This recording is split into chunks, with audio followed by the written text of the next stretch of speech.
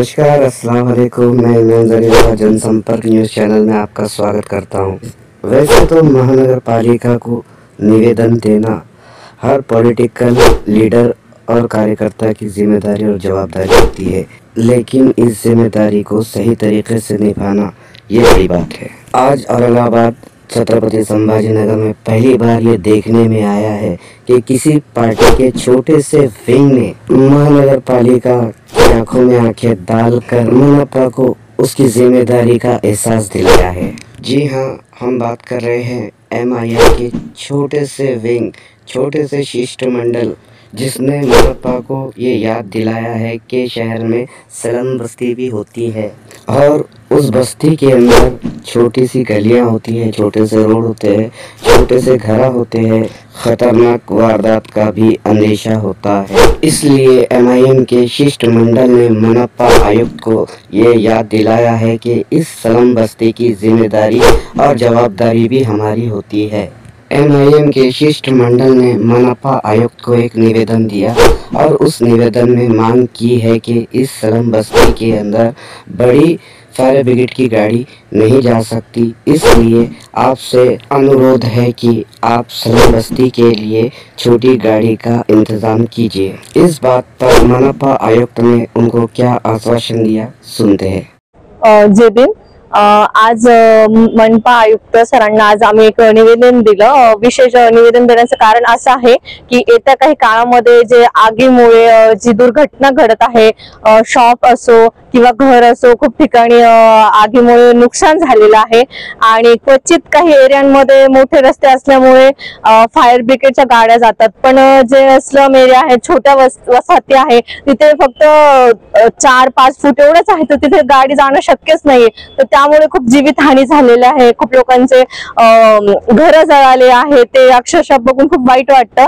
तर आज आम्ही इथे आलेलो आहे आणि सरांना अशी विनंती केलेली आहे की आपण तर ते रस्ते तोडून किंवा घर तोडून तर काही करू शकत नाही, पण एक त्याचा ऑप्शन म्हणजे आपण छोटे जे फायर ब्रिगेडच्या गाड्या जे मोठ्या असतात त्याचं रूपांतर थोडं छोट्या गाड्यामध्ये करू, जेणेकरून ते गाड्या त्या लोकांच्या घरापर्यंत जाणार व अशा दुर्घटना झाल्यास ते त्वरित तिथे पोहोचून होणारे जे पण पुढे काही प्रॉब्लेम आहे ते होणार नाही। तर सरांची चर्चा वगैरे केली, सरांना पण मुद्दा समजला। सर म्हणे आम्ही लवकरच तिच्यावर कारवाई करू।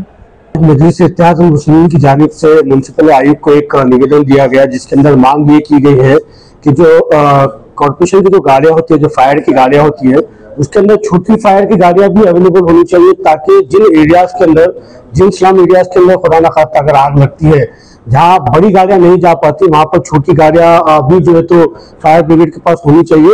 होता यह है कि बड़े बड़े रोड के ऊपर फायर ब्रिगेड की गाड़ियां तो पहुंच जाती है, मगर जब गली के अंदर कहीं पर आग लगती है तो फायर की गाड़ी वो गली के अंदर नहीं जा पाते, जिसकी वजह से उस आग को बुझाने में दिक्कत होती है। तो उसी वजह से आज हमारी बहन अंकिता ताई ने, जावेद पटेल साहब ने, यूसुफ साहब ने, निर्मला दीदी ने, इन तमाम ने जाकर आयुष साहब को एक निवेदन दिया है, जिसके अंदर ये मांग की गई है।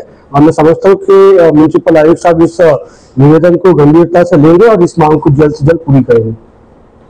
आज ऑल इंडिया मजलिस इत्तेहादुल मुस्लिमीन युवक आणि महिलांतर्फे महानगरपालिका आयुक्त जी श्रीकांत यांना आम्ही एक निवेदन सादर केलेलं आहे।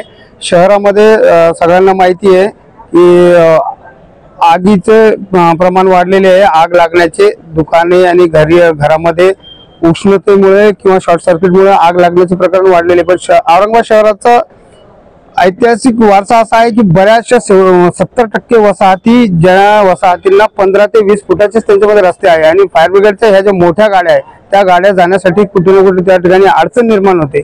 म्हणून शासनाने याच्यावर पर्याय म्हणून छोटे जी वाहने असतात, छोटे टँकर टाईप गाड्या त्यांनी नवीन खरेदी कराव्या, जेणेकरून अशा छोट्या रस्त्यांच्या वसाहतीमध्ये आग जर लागली तर त्याला कंट्रोल करण्यासाठी ह्या गाड्या तिथपर्यंत पोहोचू शकतील आणि त्याच्यावर नागरिकांना महानगरपालिकेकडून मदत होईल, जेणेकरून त्या ठिकाणी वित्तहानी आणि जीवितहानी होणार नाही। अशा आशयाचं निवेदन आम्ही या ठिकाणी दिलेलं आहे। आमचे बरेच पदाधिकारी इफ्तारची वेळ जवळ येत आहे त्याच्यामुळे निघून गेले। बाकी सगळे आमचे पदाधिकारी या ठिकाणी उपस्थित होते, जे श्रीकांत साहेबांनी आमचं निवेदन स्वीकारलं आणि त्याच्यावर योग्य कारवाई करण्याचे त्यांनी आश्वासन दिले।